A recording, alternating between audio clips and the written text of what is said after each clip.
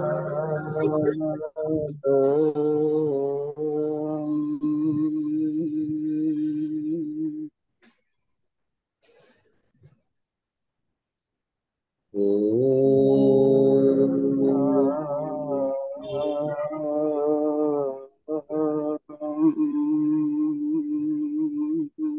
जय गुरुदेव। जय गुरुदेव। आज के सुंदर कार्यक्रम के लिए श्री कमल पांडे जी आमंत्रित हैं।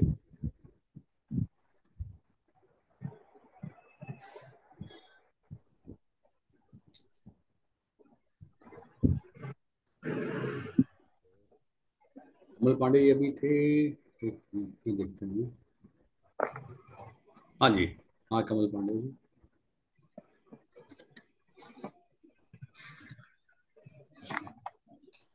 कमल पांडे जी आप आमंत्रित हैं एक कार्यक्रम के लिए, आइए।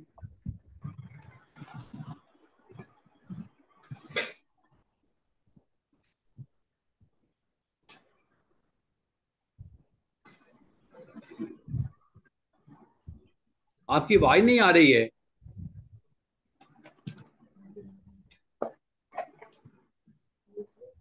नहीं नहीं, वो म्यूट पे नहीं है। एक मिनट मैं देखता हूँ, जरा उधर भी देख लेता हूँ। मैं चेक कर लेता हूँ मेरा।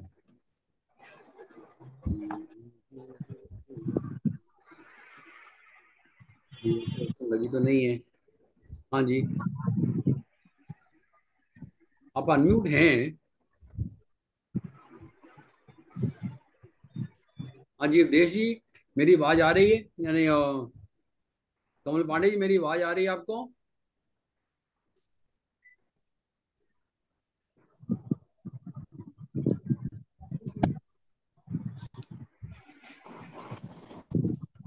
हाँ जी कमल पांडे जी, आप बोलिए।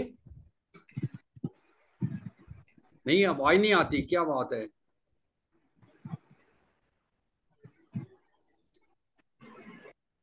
नहीं आ रही, नहीं आ रही। हाँ, कोई आपकी टेक्निकल इशू है, आप चेक कीजिए। हेलो। हाँ जी अब आई है। हाँ, प्रॉब्लम आपके यहाँ थी कुछ ना कुछ। आ रही है ये प्रॉब्लम। नहीं, वो असल में ये ईयरफोन लगा लेते हैं तो गड़बड़ हो जाती है। ईयरफोन हटा दिया आपने। ठीक ये है, आ रही है आवाज? ने ईयरफोन लगाया हुआ था, उसकी कनेक्शन प्रॉपर नहीं था जो हाँ है। हाँ, ऐसा हो उसका सकता। ठीक कनेक्शन ठीक। प्रॉपर नहीं था। कनेक्शन ठीक प्रॉपर है, हो तो आवाज थोड़ा ज्यादा अच्छी जाएगी। लेकिन आप ठीक, मैं इससे देख बिना लेता ही हूँ। बात कीजिए। हाँ जी, ठीक। हाँ, चलिए। मंगलाचरण। हाँ जी। ध्यान मूलम गुरोर्मूर्ति, पूजा मूलम गुरो पदम, मंत्र मूलम गुरोर्वाक्यम, मोक्ष मूलम गुरु कृपा, ब्रह्मानंदं परम सुखदं केवलं ज्ञानमूर्तिं, द्वन्द्वातीतं गगन सदृशं तत्त्वमस्यादिलक्ष्यम्, एकं नित्यं विमलमचलं सर्वधी साक्षिभूतं, भावातीतं त्रिगुणरहितं सद्गुरुं तं नमामि, सद्गुरुं तं नमामि। परम श्रद्धेय, नित्य प्रातः स्मरणीय, सतत वंदनीय श्री सदगुरुदेव भगवान के श्री चरणों में दंडवत प्रणाम। और इस सत्संग में जुड़े अपने सभी वरिष्ठ गुरु भाइयों एवं बहनों, आज के इस कार्यक्रम में भजन के लिए मैं आदरणीय अपने भाई सुरेश शिवहरे जी को आमंत्रित कर रहा हूँ। शिवहरे जी, आप अपना भजन प्रस्तुत करें। अनम्यूट कीजिए पहले।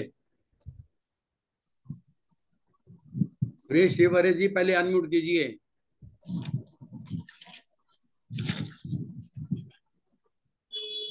जय गुरुदेव।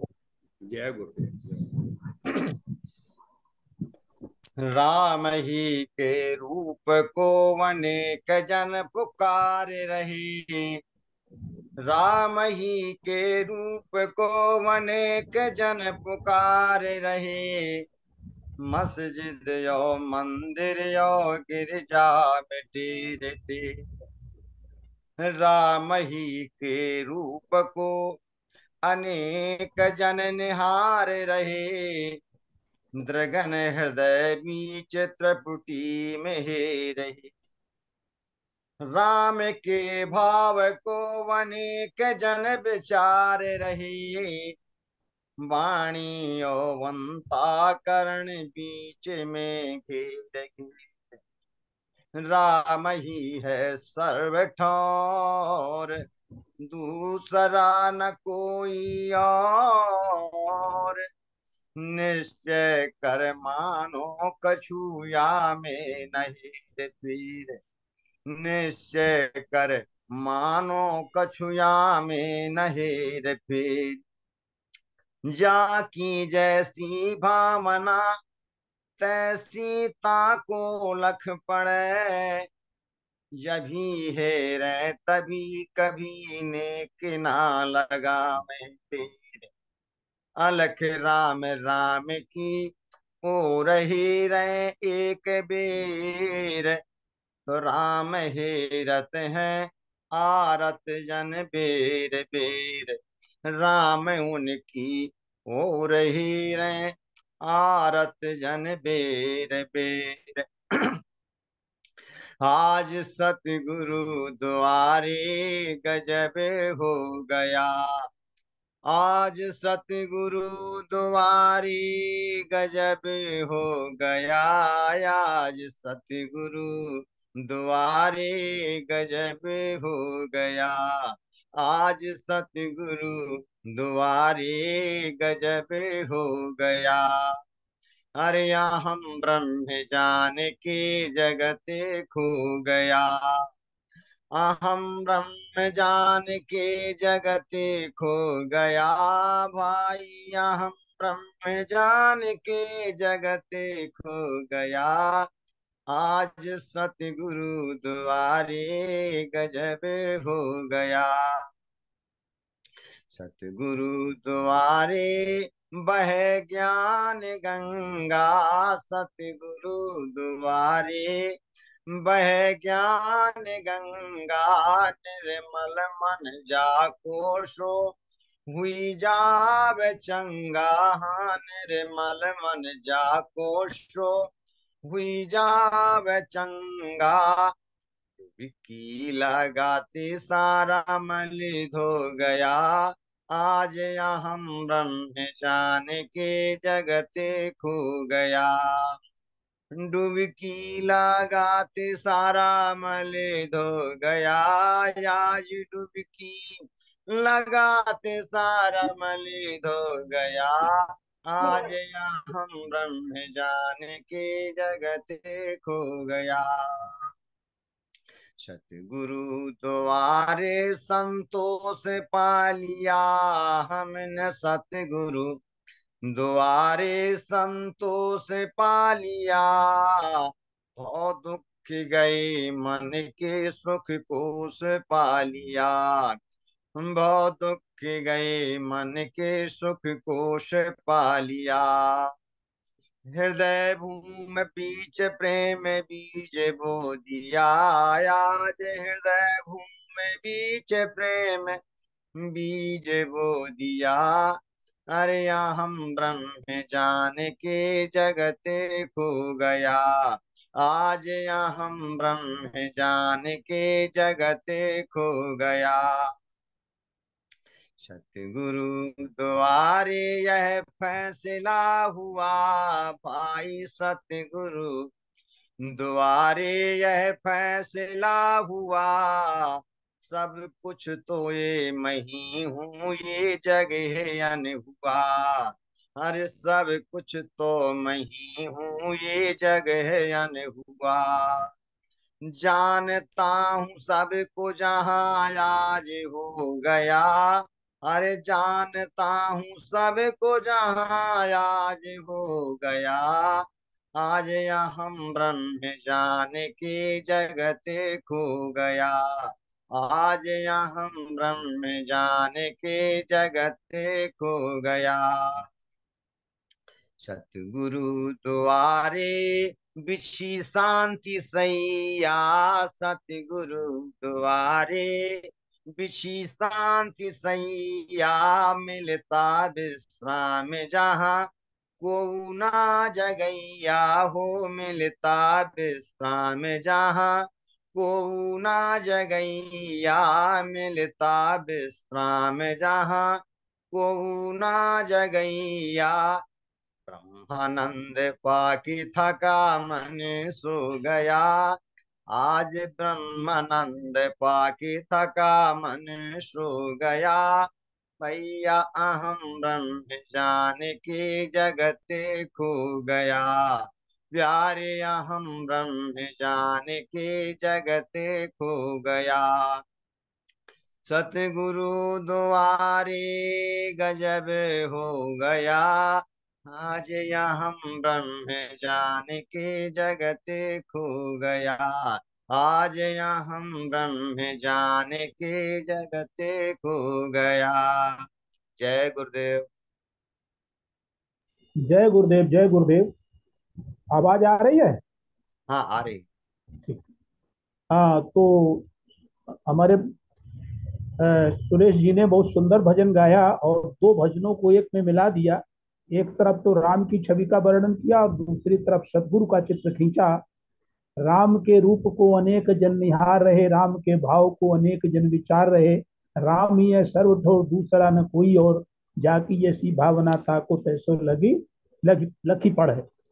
फिर सतगुरु के लिए कहा, आज सतगुरु द्वारे गजब हो गया, आज सतगुरु द्वारे गजब हो गया, अहम ब्रह्म जान के जगत हो गया। दोनों को ही वास्तव रूप में चित्रण किया है कि राम के रूप को हम अनेक लोग निहार रहे हैं और जैसी जिसकी भावना होती है वैसा ही उसको प्रभु दिखाई पड़ते हैं। और फिर सदगुरु के द्वारे तो गजब होता ही है, क्योंकि वो सदगुरु है। सदगुरु के मतलब दूसरे भगवान है, तो उनके द्वारे गजब हो जाता है। और ऐसा गजब हो जाता है कि अहम ब्रह्म, यही तो आखिरी पड़ाव होगा, अहम ब्रह्म जान के जब हम उस स्थिति में पहुंच जाएंगे तत्वज्ञान में, तो हमारा ये सारा जगत हो जाएगा। बहुत बहुत धन्यवाद सुरेश जी को। अब मैं आदरणीय शर्मा जी से अनुरोध कर रहा हूँ कि वो आज के गुरुदेव का प्रवचन हम लोग को सुनवाएं। हाँ जी।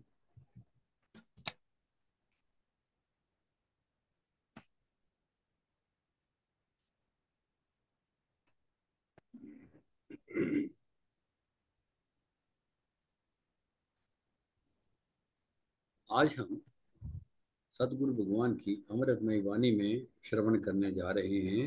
नागपुर प्रवचन 12 भाग 1। श्री राम जय जय राम। आवाज ठीक है जी? हाँ, आवाज बहुत अच्छी है, बहुत अच्छी। श्री राम जय जय राम। सच्चिदानंद भगवान की, सनातन धर्म की। रामायण की एक चौपाई को कहते हुए अपनी मैं दुर्बलता बताना चाहता हूँ। सुनहु तात यह अकथ कहानी, ये विषय वाणी में नहीं आता, कथन नहीं किया जाता। इसके दो अर्थ हैं, कहत कठिन समझत कठिन, साधन कठिन विवेक। कहने में भी कठिन, सुनने में भी कठिन, साधन करने में भी कठिन। कहत कठिन, साधन कठिन, कहत कठिन, सुनत कठिन, साधन कठिन विवेक। होय गुणाक्षर न्याय, पुनि प्रत्युह अनेक।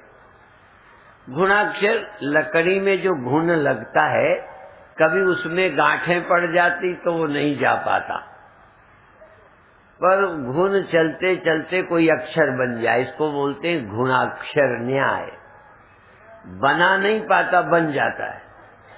तो ना तो हम कह पाएंगे, शायद आप सुन नहीं पाए, समझ नहीं, साधना भी बड़ी कठिन है। और भी एक है, यह गुण साधन ते नहीं होई, तुम्हारी कृपा पाओ कोई कोई। खूब साधन करके भी लोग अधूरे रहते हैं, पता नहीं किसका काम कैसे बन जाता है। उसकी कृपा है, आपका जन्मों का पुण्य है, ये कैसे झोली में आ जाए ब्रह्म विद्या। तो मैं कह रहा था, कहते नहीं समझत नहीं बनती, कहते नहीं बनती, समझते नहीं बनती। कैसे? कोई कोई कहते कहत कठिन, कहने में तो कठिन है लेकिन समझ में आ जाती है। कहते नहीं बनती, समझ में आती है। कोई यूं कहते हैं, कोई कहते नहीं। ये ना दोनों के लिए है, न कहते बनती न समझते बनती है। फिर क्या करना है? विश्वास। भवानी शंकरौ वंदे श्रद्धा विश्वास रूपिणौ, याभ्याम विना न पश्यन्ति सिद्धा स्वांतस्थमीश्वरम। बुद्धि विश्वास को तोड़ने के लिए नहीं है, ध्यान रखना। बुद्धि आवश्यक है पर बुद्धि पहुंचाएगी नहीं। बुद्धि सिर्फ आपको समझने में बाधा है ये बताकर चुप हो जाएगी। जितनी बुद्धि लगानी है लगानी तो है, पर किस लिए कि ये समझ में नहीं आता, इसमें लगानी है। और जब सारी समझ बेकार हो जाएगी तो जो गुरु कहते हैं, ग्रंथ कहते हैं, वो हृदय में उतर जाएगा, उतर जाएगा। कुछ लोगों का है समझ में ना आएगा तो नहीं उतरेगा। उनका ख्याल है समझ से ही सब आता है। हमारी समझ है कि जब समझ घुटने टेक देती है तो हृदय उसे स्वीकार कर लेता है। इसलिए गोस्वामी जी कहते हैं, भवानी शंकरौ वंदे श्रद्धा विश्वास रूपिणौ, याभ्याम बिना न पश्यन्ति। यहां बुद्धि का प्रयोग नहीं किया। श्रद्धा विश्वास रूपी शंकर पार्वती जिनके बिना कोई इसे समझता नहीं है, इसलिए याभ्याम बिना न पश्यन्ति, ये तो मालूम पड़ता है श्रद्धा विश्वास से। तो अब क्या करना है? हमारी बुद्धि में जो आता है वो विषय आता है, अनुभूति में जो आता है। जैसे आंखों में दिखाई देने वाला दिखेगा कि ना दिखाई देने वाला, हमें सीधा गणित। आंखों से दिखने वाली चीज दिखेगी कि ना दिखने वाली। नहीं स्पष्ट हो तो फिर कहूं, पहले यही समझाना है कि जो आंखों से नहीं दिखता, तो जैसे सुगंध, मैं फूल दिखाता हूं, एक ही तरह के गुलाब के 4-6 फूल। अमेरिका में फूल बहुत अच्छे होते हैं पर सुगंध नहीं होती। इसीलिए एक ये भी कहावत है कि खुशबू आ नहीं सकती कभी कागज के फूलों से। कागज के फूल देखने में बिल्कुल ऐसे सुंदर लगेंगे पर खुशबू नहीं आएगी, माने आंख से असली लगेंगे। एक किसी का मैंने प्रवचन सुना था कि एक तरह के 2 फूल हैं, वजन में सुंदरता में 100%। आप देख के जान ही नहीं सकते, छूने में कोमल भी वैसे ही, तो कैसे जानोगे कि एक असली एक नकली है? तो उसने कहा, हम देख लेंगे मधुमक्खी जिसमें बैठेगी समझेंगे असली है, जिसमें वो न बैठे समझेंगे नकली। अभिप्राय समझ में आया? तो आंखें तो फूल देख सकती है, सुगंध आंखें कैसे देखेंगी? वो आंख का विषय नहीं। तो चलो उसके लिए तो तुम्हारा कान सबूत है। अब आवाज अच्छी है कि बुरी है, बहरा क्या जाने, वो तो ओठ का ऐसे मुंह फैलना भर देखेगा, गूंगा, वो आवाज नहीं सुन सकता। इसी तरह सुगंध नाक से मालूम पड़ेगी, आंख से नहीं। रूप आंख से मालूम पड़ेगा, नाक से नहीं। अंधे को फूल सुंघाओ, सुगंध बता देगा और रूप नहीं बता पाएगा। अर्थात ये इंद्रिय एक एक विषय में सक्षम है। बुद्धि मन को और मन के विषयों को पकड़ पाती है। जैसे जबान में खट्टा, तुम्हारे मन को लगा, आपने निर्णय कर दिया खट्टा है, तब बुद्धि ने जो निर्णय दिया वह इंद्रियों का अनुभव है ना। ये बुद्धि का क्या है इसमें? उस बुद्धि की क्या महिमा है? जो नाक से लगा, बुद्धि ने कहा सुंदर है, सुगंधित है, खट्टा है, मीठा है। जबान की चीज मन को लगी और बुद्धि ने उसे मान लिया। शरीर नहीं रहने वाला बूढ़ा कमजोर हुआ, थकान आई, बुद्धि ने मान लिया। तो बुद्धि के पास जो संग्रह हैं वो जगत के हैं। जितने बुद्धि के पास सूचनाएं हैं वो बाहर से आई हैं, दुख, मान, अपमान, लाभ, हानि। अब एक चीज जिस पर मैं ज्यादातर बोलता नहीं हूं, थोड़ा थोड़ा इशारा करता हूं, लाखों साल से इस देश में संत महात्मा होते आए और वो सदा भक्ति के सुख को, भाव के सुख की महिमा गाते हैं। इंद्रिय सुख की महिमा गाने की जरूरत नहीं है। इंद्रियों के अनुभव को ग्रंथ पढ़ने की जरूरत नहीं है। खाने का स्वाद बच्चे को आने लगता है। मैं एक बार पंजाब में था, दिन के 8 बजे थे, माँ ने बच्चे को उठाया और लेके मेरे पास आ गई और कहती हाथ जोड़ो, रुचि नहीं। फिर कहा ऐसा बोलो, कुछ नहीं बोला। मैंने देखा अब इसको अभी कोई आलस्य का अंश है, इसको ताजगी नहीं आ रही, तो मैं थोड़ा मुड़ के गया, टाफी उठा लाया, टाफी दिखाया तो ताजगी आ गई। रामायण सीरियल एक समय बहुत रामानंद सागर का चला, हम लोग देखते थे। रोड में भी टाइम हो जाए तो कोई कस्बा पड़ जाए तो गाड़ी रोक के देखते थे, इतना अच्छा लगता था। उसमें रावण की वो जो दिखाया कुंभकर्ण को, शोर किया नहीं जागा, हाथियों से नहीं जागा, पता नहीं, पर कहते हैं जब वो बोतल वोतल और कुछ सुगंधित चीज रखी तो उससे नींद खुल गई। वो चाहे कहानी कितनी कैसी है, पर कई लोग किस चीज से जगते हैं। तो आपको भी एक दोस्त मिलने आ जाए, आप आलस्य में हो, तुरंत कोई कहे अरे वो आया है, आपकी नींद चली जाएगी।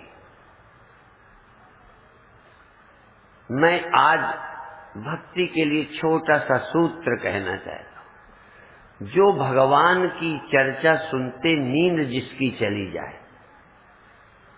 जिसको प्रभु के नाम सुमिरन से आनंद मालूम पड़ने लग जाए, जिनको किसी को नमस्कार करके सुख का संचार हो जाए, जिसको दूसरे को मान देते हुए आनंद मालूम पड़ने लग जाए, यह ऐन्द्रिक सुख नहीं है, ये भाव का सुख है। पूजा और आरती का सुख जानवर को न महक आएगी, क्या है? माने जिसमें इंद्रियों को न मिलता हो उसमें सुख मिले, वो भक्त है। ध्यान लो, भक्ति की परिभाषा भाव सुख, भक्ति माने भाव सुख।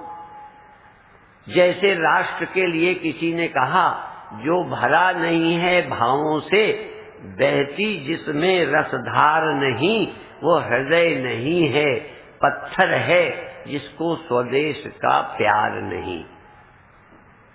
एक गाय, देखो इमोशन, भाव, बच्चे को, गाय के बच्चे को छोड़ दीजिए, वो दूध उतार देती है, उसके अंदर प्यार आता है। एक थोड़ा मोह का अंश है, थोड़ा भक्ति इसमें जोड़ देंगे, बच्चे को गोद लेके माँ के अंदर खून बढ़ जाता है। छोड़ना पड़ेगा क्योंकि खुशी से रक्त बढ़ता है, आनंद के साथ रक्त बढ़ने लगता है। जो ज्यादा टेंशन में रहते हैं उनका खून कम हो जाता है, और संसार से प्रेम करने वाले को टेंशन होएगी। क्यों होगी? जिसको आप प्यार करते हो वो एक समान रहता नहीं। अभी एक भजन की लाइन भी सुन रहे थे, मन जो है परिस्थिति के अनुसार, हालात के मुताबिक मन बदलता है,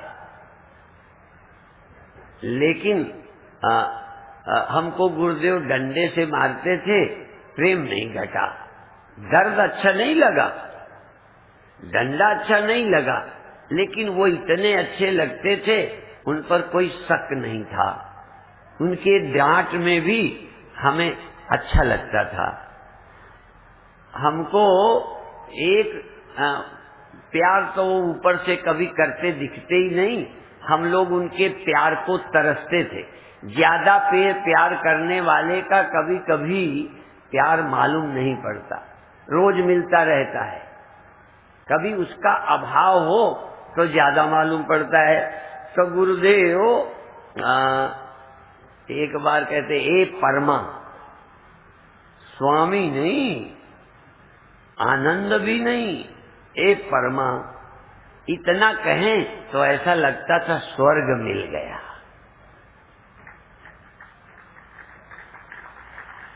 अब लोग, अभी भी कई मेरे शिष्य हैं, यदि मैं उनको जीवी लगा देता हूं तो चिढ़ते हैं कि आप हमें शिष्य नहीं समझते। क्योंकि यदि दूरी वाले को जी न लगाओ, मान न दो, तो उसको अच्छा नहीं लगता। ये मान दे के पटाना उन्हें पड़ता है जो चेले नहीं है। आजकल पति पत्नी भी धन्यवाद न कहो तो पत्नी दुखी हो जाए। विदेश में तो रिश्ता ही धन्यवाद के कारण टिका हुआ है। यदि तुमने चाय पकड़ाई तो धन्यवाद, निकल जाने दिया तो धन्यवाद, बिना धन्यवाद का कुछ है ही नहीं। तुमने किया वो धन्यवाद देते हैं। यदि आपको अच्छा न कहे, हमारे यहाँ घर के मुखिया को निमंत्रण आता था, अभी वो बहुत युग नहीं बीत गए जिसको पुराणों में पढ़ा जाए। पिता को निमंत्रण आता था, बेटे खुश, पति को आता था, पत्नी खुश, भाई को, बड़े भाई को आ गया, सब भाई को आ गया। आज तो एक भाई को आवे तो दूसरा परेशान है। माने भाई भाई भी एक नहीं रहे, पिता पुत्र एक नहीं रहे, गुरु शिष्य एक नहीं रहे। मान लो मेरी बहुत इज्जत हो जाए तो मेरे सब शिष्यों को खुशी हो जाएगी, पर मेरी इज्जत होने पर मान लो किसी की इज्जत ना हो मंच में तो परेशान हो जाए। इसका मतलब गुरु की इज्जत में तुम्हें अपनी इज्जत शामिल नहीं हुई। यदि देश की इज्जत हो जाए, विश्व में भारत की महिमा बढ़ जाए, तो मैं भूखा भी हूँ तब भी मैं अपने देश का भक्त हूँ, इसकी प्रशंसा सुनकर खुश होऊंगा। और मैं यहाँ राजा बना हूँ, विदेश में भारत को लोग गाली देते हैं कि ऐसे लोग हैं, मैं सुनकर कैसे खुश हो जाऊं।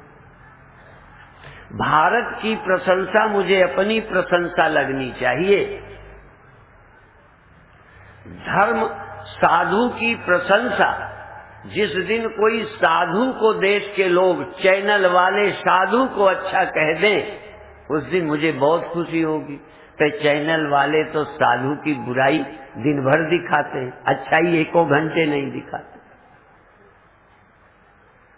किसी साधु के आश्रम की सेवा को चैनल वाले वो कितने हजार दो तो 20 मिनट दिखाएंगे, और गड़बड़ कोई एक आध चेले से हो जाए तो 3 दिन तक दिन भर दिखाएंगे। इससे पता चलता है कि तुम्हारी रुचि किस में है। साधु बुरे होंगे, अच्छे नहीं होंगे, सच्ची बात वो बताते होंगे। मैं चैनल वालों को बुरा नहीं कहना चाहता कि वो बेईमान हैं, पर उनकी नियत में यदि ईमानदारी है तो किसी की अच्छाई भी दिखावें फ्री। इसका मतलब नियत के खोटे हैं। जो केवल बुराई बताता है, लिख लो कि उसकी नियत निगेटिव है, सोच निगेटिव है, वो बुराई फैलाने में रुचि रखता है, अच्छाई फैलाने में नहीं। तो मैं क्या कहना चाहता हूं, हाथ जोड़कर मंदिर में बैठकर यदि आपको आनंद आ जाए तो ताश खेलने की क्या जरूरत, ये पिक्चर देखने की क्या जरूरत। या बड़े कहलाने में यदि मैं ध्यान करता हूं और आनंद में डूब जाता हूं, यदि कोई ब्रह्मज्ञानी ऊंच से ऊंचा, ब्रह्मज्ञानी उच्च से ऊंचा, तो फिर ब्रह्मज्ञानी को राजा बनने की क्या जरूरत। बड़े होने के लिए तो कुछ कर रहे थे। अब जिस समाज में पंडितों के पैर ठाकुर छूते थे, बनिए छूते थे, राजे बड़े बड़े गांव के लोग प्रतिष्ठित धनी छूते थे, और स्वयं मांग के खाता था, तो जो मांग के खाता है और धनी पैर छूता है, उस पंडित की बेइज्जती है कि इज्जत। और जिसको मांगने पर भी इज्जत हो वो चोरी क्यों करेगा। उसे क्या जरूरत कहीं का राजा बनने की, हो तो महाराज वैसे ही बना बैठा है। पर दुर्भाग्य से उनको मान भी नहीं, शायद वो मान की वैल्यू समझते ही नहीं है। कई बार साधु राजनीति में जाते हैं तो जब वो आते हैं बड़ा नेता तो साधु खड़ा होता है।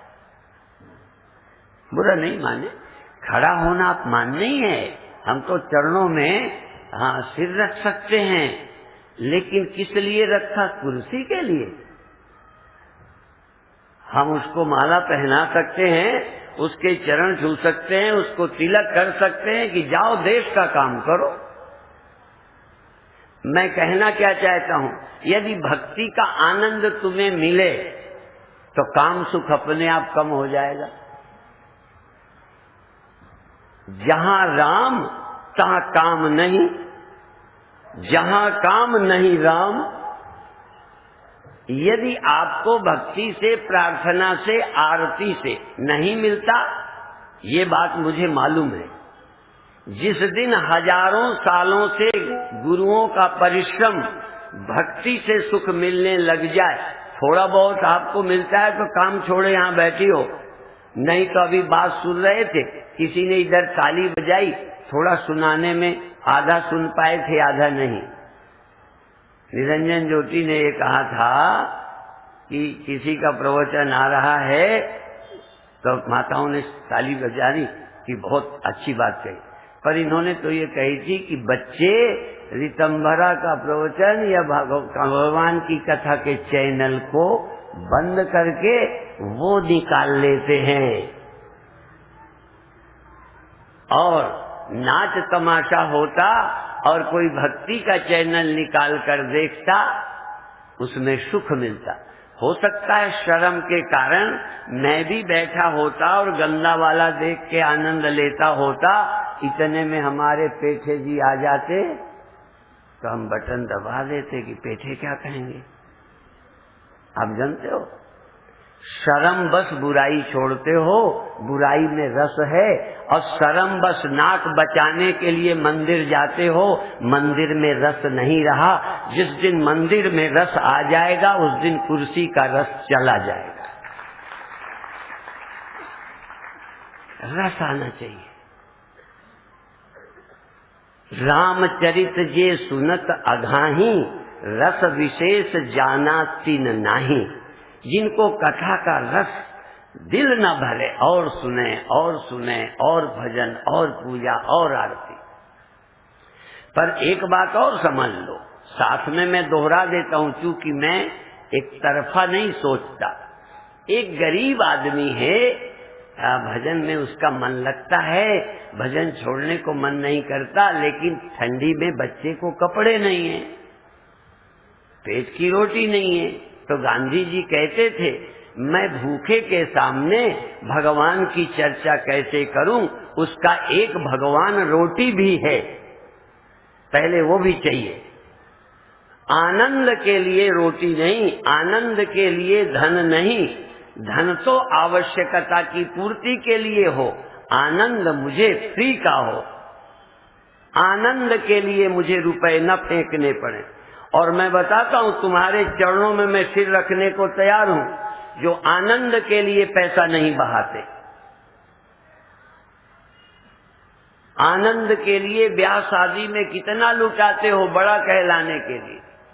जिस दिन आनंद के लिए धन न बहाओ, रोटी के लिए लगाओ, मंदिर के लिए लगाओ, हॉस्पिटल में लगाओ, स्कूल खोलो, अच्छे से अच्छे काम करो।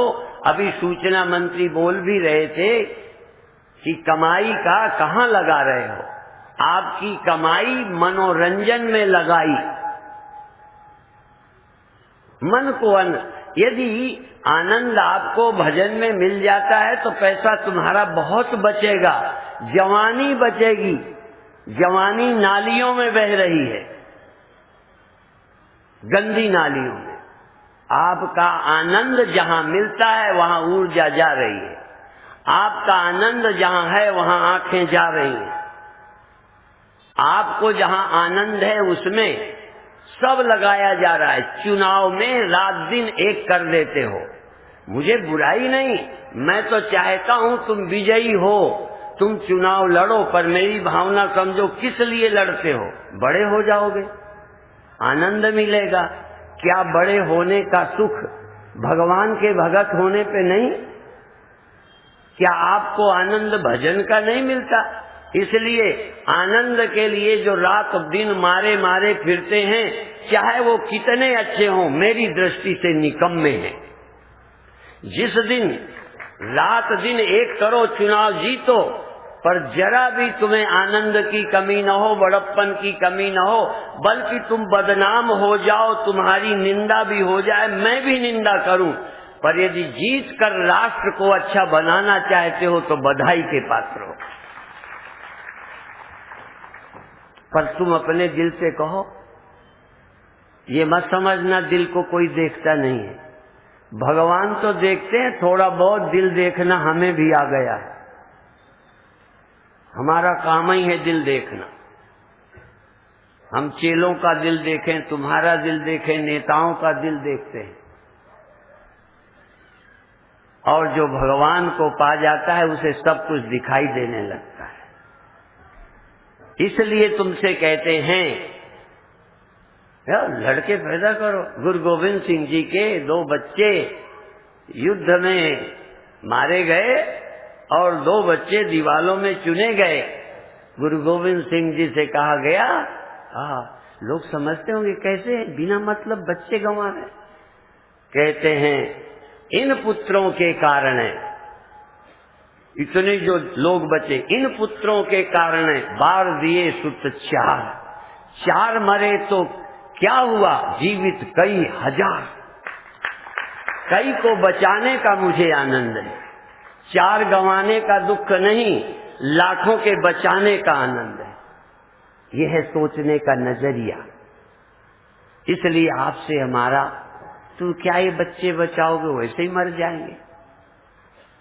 देखो, तुम्हारी लापरवाही से बच्चा मरा बुरी बात है। कितना मैं कहूं, आज अपने बच्चों को अपना आनंद रोक नहीं पाए, आनंद के लिए मनमानी की, बच्चे हो गए तो फेंक दिए। कितनी बुरी बात है। कोई कुत्ता, जानवर, गधा अपने बच्चे को नहीं फेंकता, जिस नारी की, तभी एक बात चल रही थी, भारत की नारी, ऋतंबरा बहुत कहती है भारत की नारी, तुम और कुछ भी हो, तुम भारत की नारी नहीं हो, ऐसा वो लाइनें बोलती है, हमें तो आता नहीं। भारत की नारी बच्चे को फेंक सकती है। तुम और कुछ हो, संभ्रांत हो, बड़ी हो, धनी हो, एडवांस हो, पढ़ी लिखी हो, बड़ी बड़ी पदों में हो, मिनिस्टर हो, कोई भी हो सकती हो तुम, पर भारत की नारी नहीं हो यदि अपने बच्चे को फेंक देती हो। कुपुत्रो जाए तो क्वचिदपि कुमाता न भवति। कहते थे कि पुत्र कुपुत्र हो जाता है, आज भी कुपुत्र बहुत है, कुमाता अभी भी ना के बराबर है। फिर बता दूं, तुम्हारी निंदा ही नहीं, मैं महिमा भी गा रहा हूं। कुपुत्र लाखों हैं जो बूढ़ी माता तरस रही है आश्रय को और अपने गुलछर्रे उड़ा रहे हैं, 30,000 50,000 महीना ले रहे हैं, पैसा फालतू खर्चने का है, पर अपनी बूढ़ी माता पिता के सुविधा के लिए नहीं है। ये कुपुत्र हैं, कुपुत्रों की संख्या बहुत है, हर बूढ़ा आज परेशान है। तुम्हें पिक्चर देखने का, कंधे में हाथ डाल के घूमने का समय है, अब बूढ़े माँ बाप के पैर छूने का, पास में बैठने का समय नहीं है। इसलिए मैं कह रहा हूं, कुपुत्रो जाए तो तद कुछ क्वचिदपि कुमाता न भवति, पर कुमाता नहीं होती थी, पर आज अपनी नाक के लिए बच्चा फेंका। और नाक के लिए काम से नहीं बचे, नाक ने भी काम से नहीं बचाया, धर्म ने भी काम से नहीं बचाया। आज की कल्चर ने तुम्हें मनमानी करने की छूट दी और बाद में बेइज्जती के डर से उसे फेंक दिया। इसलिए कहना चाहता हूं, जिस दिन हम भक्ति के सुख में, अब भक्ति का मुझे शब्द नहीं आते कैसे कहूं, पूजा करके, आरती उतार के, दंडवत करके, पैर छू करके, आंख बंद करके, भगवान की याद करके जिसको सुख आता है, उसको पाप करने की जरूरत नहीं रह जाती। क्योंकि सारे पापों का जन्म, एक भी, मैं कभी कभी एक आध लाइन लिखता हूं, ऐसा एक भी पाप का नाम लो जो सुख पाने की, बड़े होने की लालसा के बिना हुआ हो।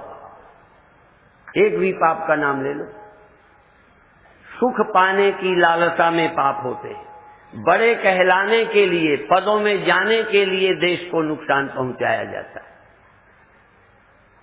सभी पापों का जन्म सुख और बड़े होने की इच्छा से जन्मता है। जिसे बड़े होने की ललक नहीं रह गई, जिसे सुख की अंदर कमी नहीं रही, वो कैसे पापी हो सकता है। इसलिए भक्ति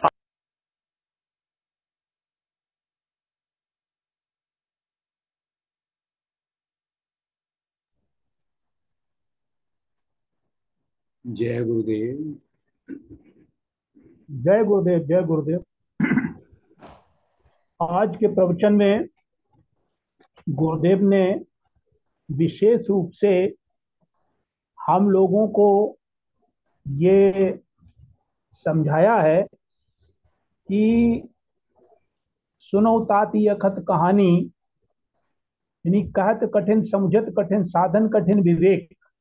कि कुछ लोग तो कहते हैं ये कहने में भी कठिन है, समझने में भी कठिन है, लेकिन कोई कहते हैं कि ये कहने में तो कठिन नहीं है लेकिन समझने में कठिन है। तो गुरुदेव कहते हैं इसका एक ही उदाहरण देते हैं कि भवानी शंकरो वंदे श्रद्धा विश्वास रूपिणो याभ्याम बिना न पश्यन्ति सिद्धा स्वांता स्तमीश्वरम।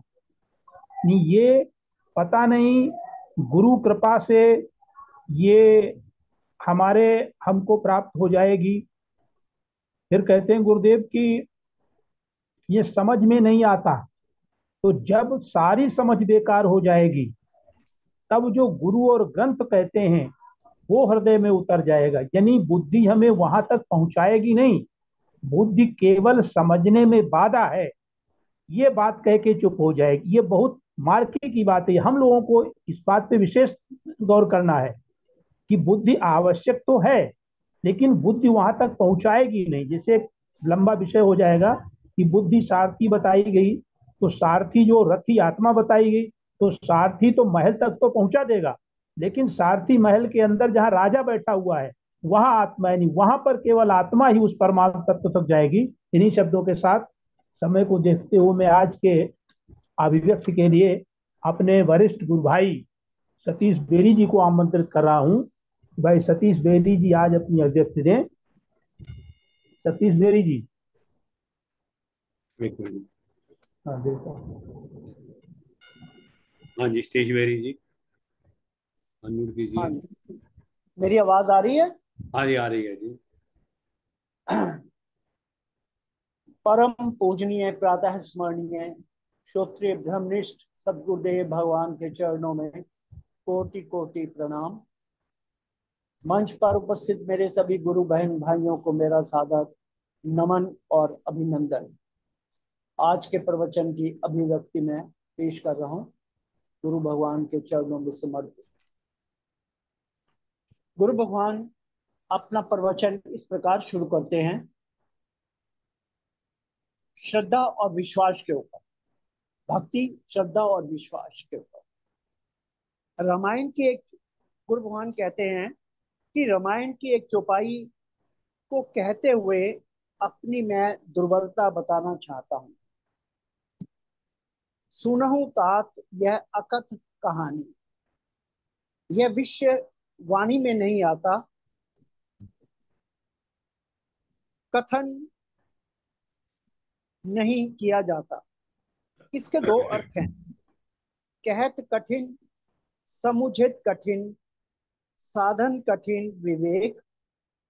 कहना कठिन है, सुनना कठिन है, समझना कठिन है, साधना भी कठिन है। जैसे लकड़ी में जो घुन लग जाता है और उसके बाद गांठें पड़ जाती हैं, वो आगे नहीं बढ़ता है, उसको घुणाक्षर न्याय कहा गया है। शायद हम कह नहीं पाए, आप सुन ना पाए, साधना भी कठिन है। यह गुण साधन ते नहीं होए, तुम्हारी कृपा पाए कोई कोई। खूब साधन करके भी लोग अधूरे रहते हैं। पता नहीं किसका काम कैसे अचानक बन जाता है। यह सब परमात्मा की कृपा से होता है या उसके पिछले जन्मों का पुण्य होता है कि कैसे उनकी झोली के में ब्रह्म विद्या आ जाती है। कहते नहीं बनती, समझते नहीं बनती, फिर क्या करना है? विश्वास और श्रद्धा। बुद्धि से ही श्रद्धा और विश्वास होता है। बुद्धि तोड़ने के लिए नहीं है। हाँ, बुद्धि आवश्यक है, पर बुद्धि पहुंचाएगी नहीं। बुद्धि सिर्फ बाधा है, यह बताकर चुप हो जाएगी। यह बुद्धि लगानी तो है, लेकिन यह समझ नहीं आता कि किसमें लगानी है। जब सारी समझ बेकार हो जाएगी तो जो गुरु कहते हैं वह हृदय में उतर जाएगा। कुछ लोगों का ख्याल है कि अगर समझ में नहीं आएगा तो नहीं उतरेगा। गुरु भगवान कहते हैं कि जब समझ घुटने टेक देती है तो हृदय उसको स्वीकार कर लेता है। इसलिए गोस्वामी जी कहते हैं कि श्रद्धा और विश्वास रूपी शंकर और पार्वती के बिना कोई इसको समझता नहीं। हमारी बुद्धि में जो आता है वह विषय आता है, ऐसा ही अनुभूति में आता है। आंखों से दिखने वाली चीज दिखेगी या दिखेगी या ना दिखने वाली। जो आंखों से नहीं दिखता, जैसे सुगंध। गुरु भगवान आगे कहते हैं कि मैं एक तरह के 4-5 गुलाब के फूल दिखाता हूँ, लेकिन पता नहीं सुगंध किसमें है। अमेरिका में बहुत सुंदर फूल होते हैं, लेकिन उनमें सुगंध नहीं होती। असली नकली का पता नहीं लगता। किसी ने कहा, जिसके ऊपर मधुमक्खी आए वह फूल असली है। यह भी एक कहावत है। खुशबू आ नहीं सकती कभी कागज के फूलों से। आंखें तो फूल देख सकती हैं, लेकिन सुगंध आंखें कैसे ले सकेंगी? सुगंध तो नासिका को ही आ सकेगी। इसलिए प्रत्येक इंद्रियों का अपना अपना कार्य है। कान का काम सुनना है। बहरा व्यक्ति कैसे आवाज को सुनेगा? वह तो होठों के हिलने से ही बात को समझेगा। इसी प्रकार अंधा स्पर्श से ही वस्तु को पहचानेगा। अंधा व्यक्ति सुन तो सकेगा, लेकिन रूप कैसे बताएगा? इसलिए प्रत्येक इंद्री का अपना धर्म है और कार्य है। बुद्धि ने जो निर्णय की दिया वह इंद्रियों का विषय है। तो इस प्रकार बुद्धि का क्या निर्णय है जो इंद्रियां अनुभव लेती हैं, वह ही बुद्धि बताती है। जवान को जैसे जबान को जैसे जीवा जीवा को जैसे स्वाद लगा, बुद्धि ने मान लिया। खट्टा मीठा के स्वाद को जबान ही तो बताती है। शरीर जवान से बूढ़ा हो गया, थकान हुई, बुद्धि ने मान लिया। इसलिए बुद्धि के पास जो संग्रह है वह जगत के ही है।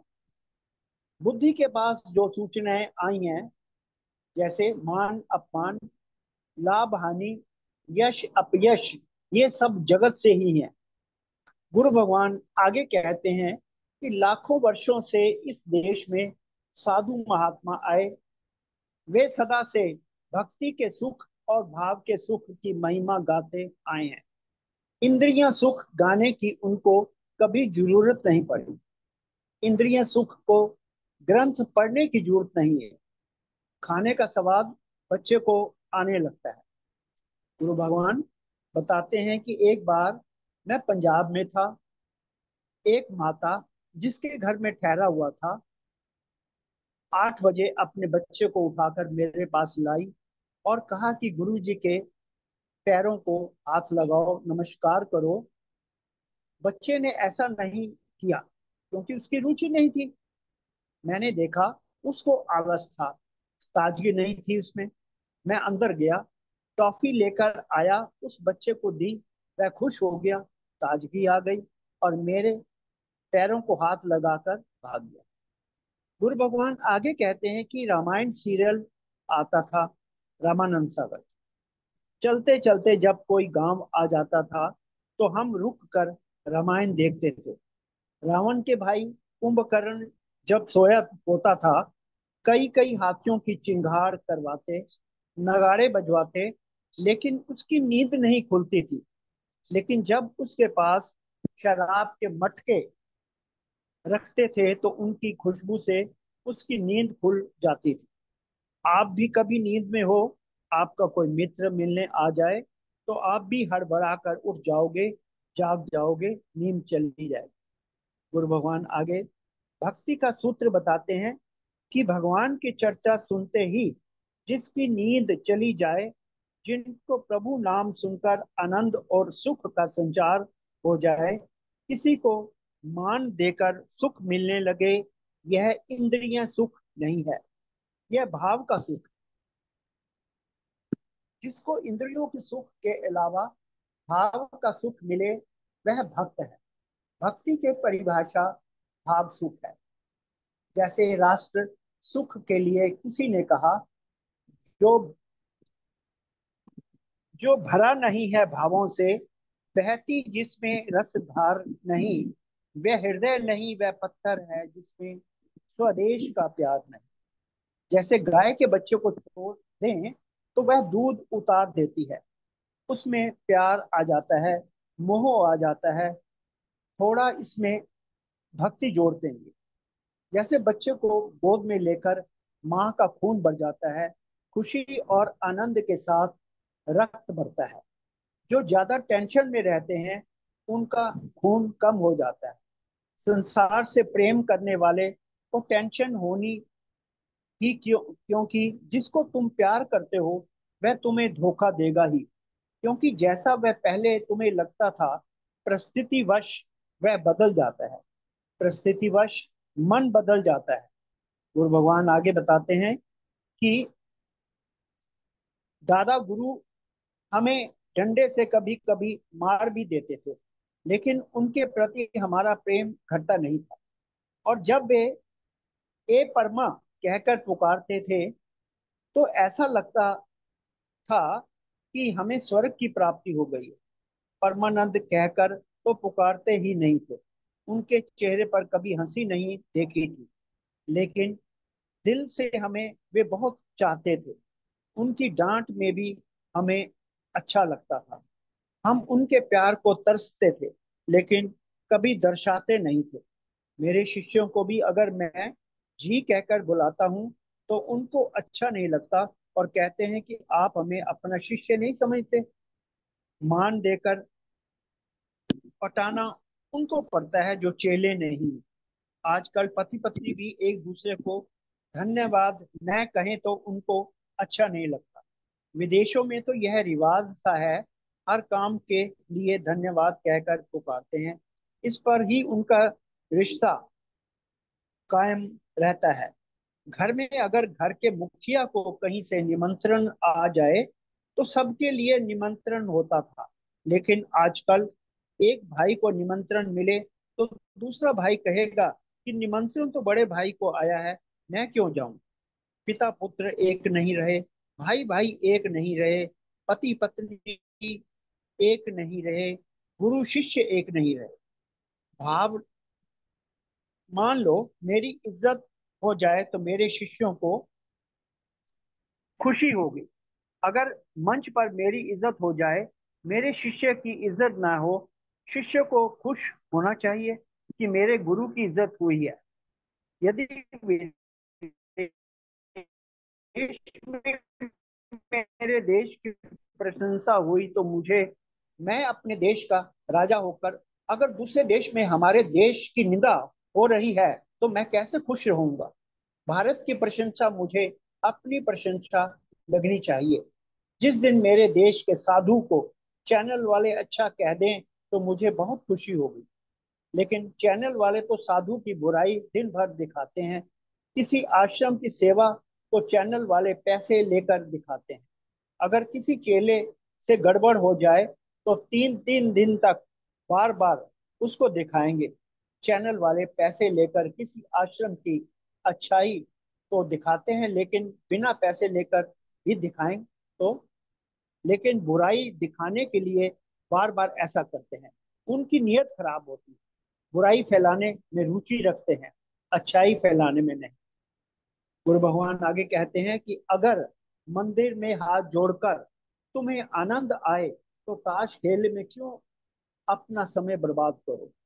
बड़े होने के लिए ब्रह्म ज्ञानी को राजा बनने की क्या जरूरत है। गांवों में पंडितों के पैर ठाकुर राजा महाराजा छूते थे, बड़े बड़े लोग छूते थे। पंडित पंडितों को अमीर बनने, पंडित तो मांग कर खा लेता था, उसको अमीर बनने का क्या लोभ। धनी लोग उसके पैर छूते थे तो पंडित की क्या बेइज्जती, उसकी तो इज्जत होती थी। उसको क्या जरूरत राजा बनने की, वह तो वैसे ही महाराज बनकर बैठा। कई बार साधु राजनीति में जाते हैं तो कोई बड़ा आदमी आ जाता है तो साधु खड़े हो जाते हैं। कुर्सी के लिए सिर न झुकाएं साधु। गुरु भगवान कहते हैं कि हम उन लोगों के चरणों में सिर झुका सकते हैं, उनको माला पहना सकते हैं, यदि नेता देश की सेवा के लिए तत्पर रहे। यदि भक्ति का आनंद मिले तो काम सुख स्वयं कम हो जाएगा।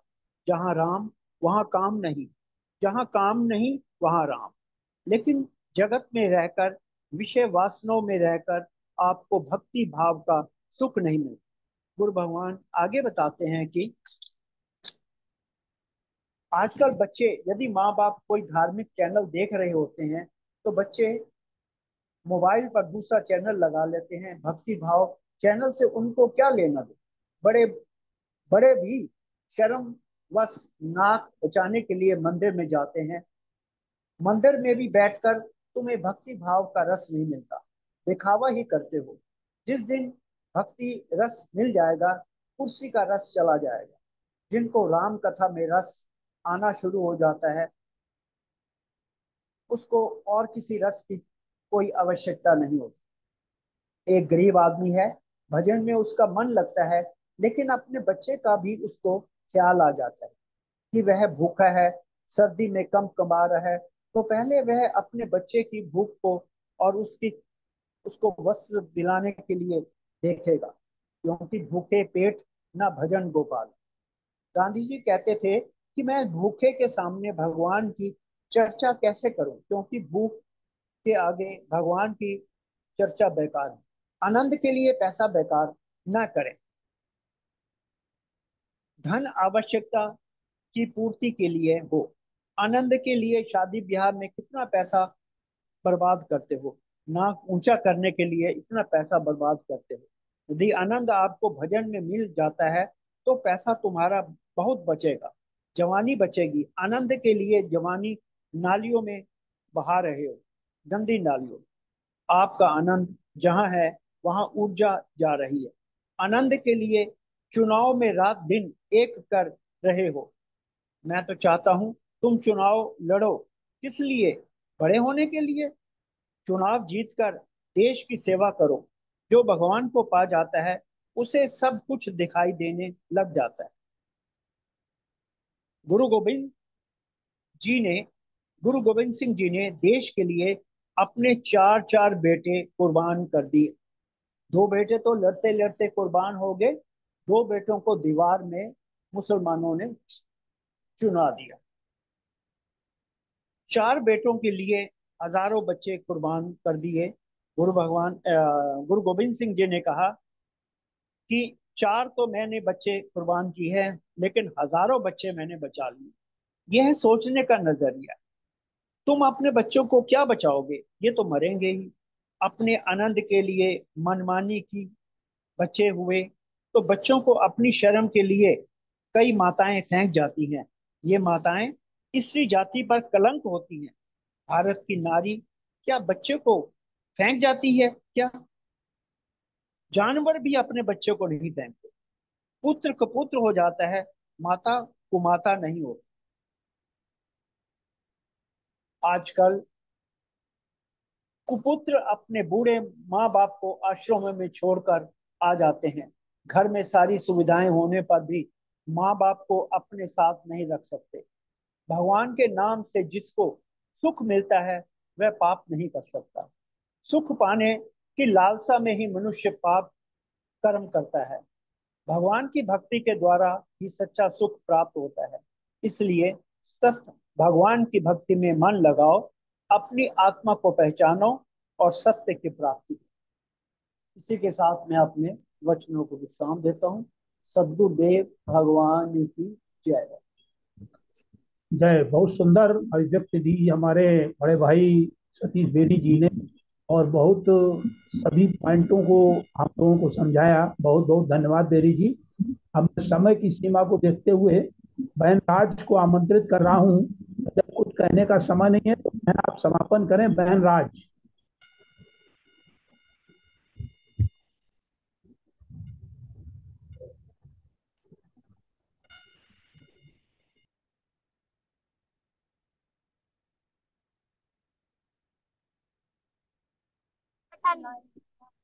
जय गुरुदेव जी, जय गुरुदेव। जय गुरुदेव बहन, जय गुरुदेव। हाँ जी, आप ही कराओ, मैं थोड़ा बाहर हूँ आज ना। हाँ भैया, अच्छा अच्छा, समापन ठीक को है चलिए समापन। ठीक। शर्मा जी आदरणीय कुलदीप शर्मा से निवेदन है आज वो समापन करें।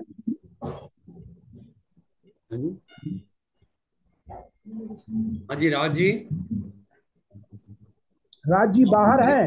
हाँ जी। राज जी बाहर हाँ है, जी। मना कर रही। राज जी बाहर हैं, आज मना कर रही हैं। अच्छा अच्छा, थोड़े ना बच्चे बैठे हैं, शोर कर रहे बाहर हैं। हैं। अच्छा अच्छा अच्छा, मैं करता हूँ। हाँ बाहर हैं, आप करिए समापन आप। हाँ जी हाँ जी, हम अभी समय को देखते हुए बस समापन की ओर चलेंगे, और कुछ शब्द मैं नहीं कहूँगा।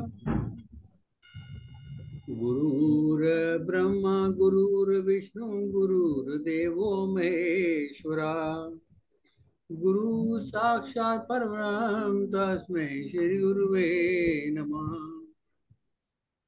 ध्यान मूलम गुरु मूर्ति पूजा मूलम गुरु पदम मंत्र मूलम गुरु वाक्यम मोक्ष मूलम गुरु कृपा। सर्वे भवन्तु सुखिनः सर्वे सन्तु निरामया सर्वे भद्राणि पश्यन्तु मा कश्चित् दुःखभाग् भवेत्। बोलिए सद्गुरु भगवान की जय जय माता धर्म की जय जय माता की जय जय जय आज के आनंद आनंद की जय नमो नारायण। नमो नारायण नमो नारायण। जय गुरुदेव जी। जय गुरुदेव। जय गुरुदेव।